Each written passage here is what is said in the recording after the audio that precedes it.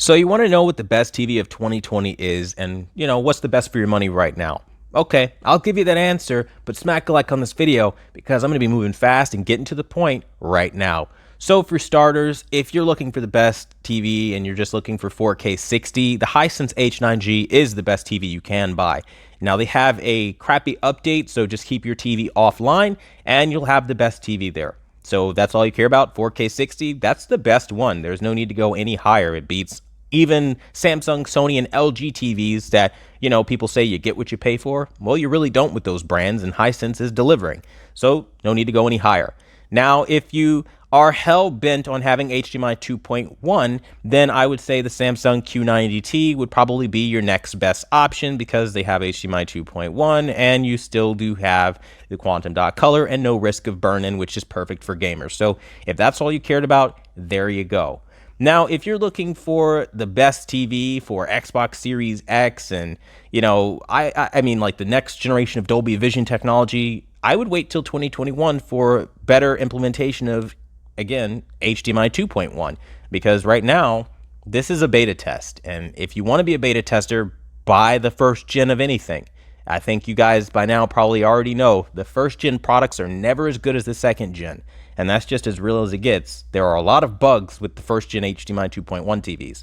But that being said, if you want the best from movies, the Sony A8H is going to be it, period. You're not going to find a single 2020 TV that is going to beat the Sony A8H with movie performance due to the upscaling of the X1 Ultimate chip. So that's all you need to do there is just buy that TV. Now, if you're somebody that wants the best overall picture quality in general, just like pop and awe, the Vizio has a beautiful picture, so buy the Vizio OLED. But that being said, the Vizio also has some massive glitches that even led to picture failure, and so I don't really recommend it over the Sony for movies or really anything. Now, if you're somebody that watches a lot of sports, the Sony X950H is going to be your TV because there, again, is no risk of burn-in due to the permanent ticker bars. And because most sports are going to be over broadcast, then you're going to be experiencing the upscaling from the X1 Ultimate chip, cleaning up that low resolution, and it looks beautiful. So factor that in with X motion clarity, which again cleans up your motion. You're not going to have the same problems you would on other sets. It's the best option right now.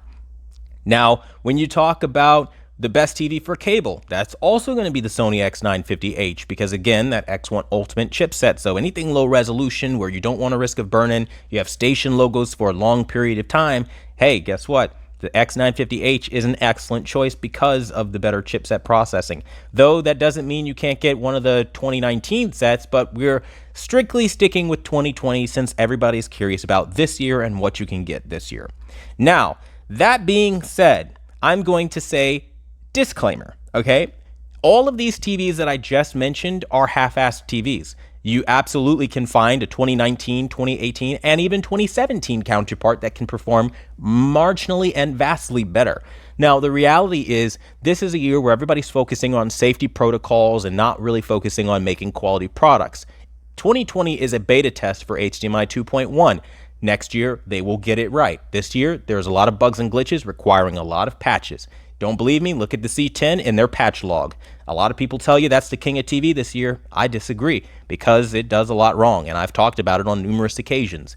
And honestly speaking, this is not the year to be buying a TV. 2020 is just a bad year. Though if you're hell-bent, then you can buy one of the TVs I've mentioned. The reality, though, you don't want to be buying in 2020. You really want to be waiting until 2021 when TVs are better implemented because everybody kind of calms down a little bit more and has their head on straight instead of panicking like the entirety of 2020. Now, the reality, though, is that if you come from a 5 to 10-year-old TV, you're not going to care about anything I just said. You're going to dismiss it as whining or me just being picky and some snobbish rich boy that just wants you to buy a $5,000 TV. The reality is you can get a great TV for $650 in 2020 with the H9G.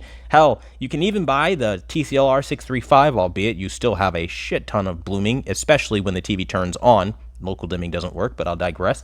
Needless to say, you have options, but they're not great in 2020, and you will experience buyer's remorse if you buy right now. I have been the only person telling you to wait until 2021 because I'm not a social media influencer using his large influence to again, influence your buying decisions. And I'm not some affiliate marketer who's just going to attach a bunch of affiliate links all over the place and tell you, buy these TVs. These are the best TVs. Give me my commission. It's not like that at all. The reality is these TVs suck when you talk about the long term of time and just looking at what the market has offered. Every brand, including the highest brands, have problems, like I've said. And you think you get what you pay for and you pay more money out, and honestly, it really isn't like that anymore. You have to be a savvy shopper, and if you don't know how to do that, it gets really hard. So I'm here to help bridge that gap. If you want the help, I'm right here for you. If you don't, hey, by all means, go do whatever makes you happy. I don't know why you're here. But the reality is, if you need my help, I'm here to help you out. So I want to thank you guys so much for watching the #1 brand in honesty. And hey, if I've saved you some money, maybe consider subscribing, because that's just what I do here. If you have a couple models, leave them down below. And again, I'll help you guys out. But these are the best TVs you can get right now. I mean, it's not a good year. You shouldn't be buying right now. It's a stopgap year. And ultimately, 2020 is a beta test. There is no best TV of 2020.